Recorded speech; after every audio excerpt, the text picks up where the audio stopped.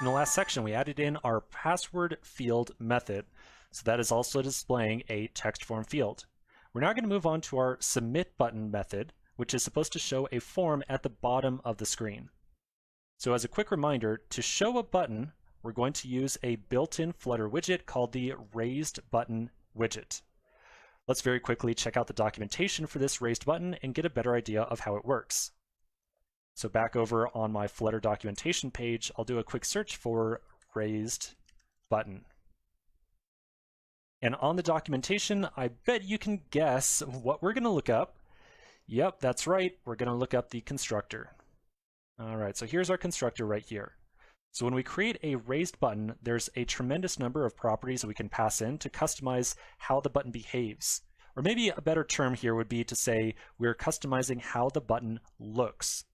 So if you take a close look at all these different parameters, the raised button constructor is really all about customizing the styling on the button that gets displayed. And there's very little that customizes the text that shows inside the button or what happens when we press the button. Those do exist in here, but all the vast majority of options that we can customize are all about the display properties of the button itself. So you'll see things like customizing the padding or the elevation, which affects the shadowing behind the button, the color, whether or not it's disabled, all that other kind of good stuff. So to actually get some text to show up inside this button, you'll notice that there's not a distinct like text property. Instead, to show some text inside of raised button, we have to pass in a text widget to the child property. So this is another widget that accepts a child widget and displays that child inside itself.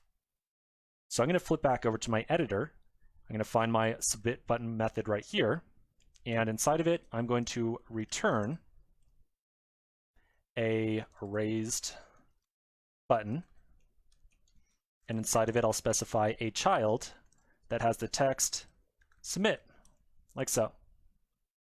Now, when I save the file, you'll notice that raised button has a little green warning underneath it.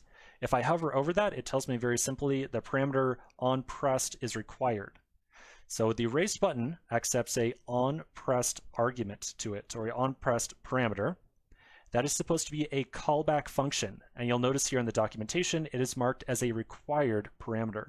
So anytime we create a raised button, we have to pass in a callback function to this onPressed parameter right here, or we're going to get an error message when we try to run this thing. So back inside my code editor, I'm going to add on an onPressed parameter, and I'm going to assign to it an empty function like so. So at this point, we're not really doing anything with the button. I just want to get it to show up on the screen. So I'm going to save this, and then we'll flip back over to our terminal. Yep, we'll do our quick refresh here, quick test. So I'm going to save. And then inside my emulator, I should see a button. Oh, we forgot one step, or at least I did.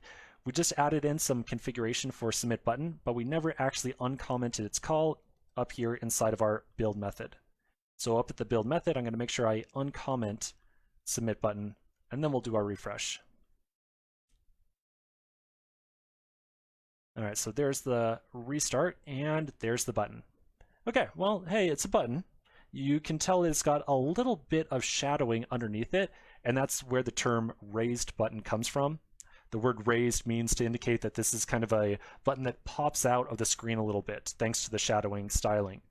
However, the button itself is really smashed up against the password field, so I think we probably need to add in some margin or some padding to this thing on the top to get it to stand off of the password element. Let's take a quick pause right here. We'll come back to the next section and add that little bit of spacing in. So I'll see you in just a minute.